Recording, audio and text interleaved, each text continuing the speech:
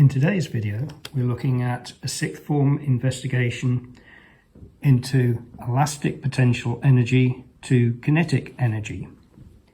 We're using the Pasco's dynamics trolley system.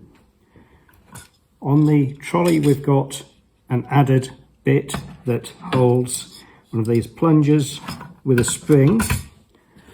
There's three different types of spring. They've got a bit of paint on and they have different elasticity, different spring potentials. And we can compress the spring because the plunger goes through the holes in the end stops. And we can put a pin in this end to hold it until we're ready to release. And we can change the compression of the spring by changing the distance between these end stops. Now, to measure the tension on the spring, the force, I've made up these little bits from welding wire. You can use piano wire from a model shop. And these will fit in the hole that the pin goes in, and then we can use a spring balance to hook onto there and pull until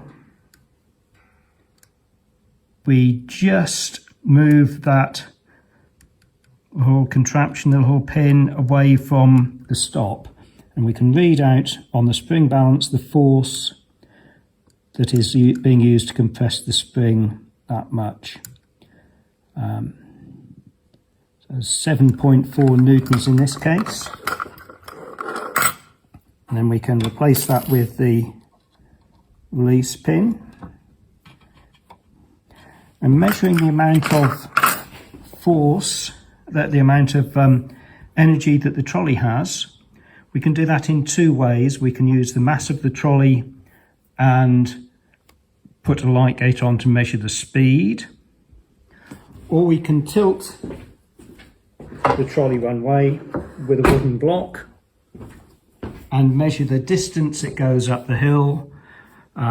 Use trigonometry to work out the height it's been raised through, and use the mass of the trolley again to work out how much energy is transferred. So release the pin, you can see it goes up the slope a certain distance. And we're going to use this with sixth form to get them to look at the efficiency of the system, how good it is for measuring the transfers, see if the numbers balance, and give them the choice of either doing it by measuring the speed or by measuring the distance the trolley travels up a hill.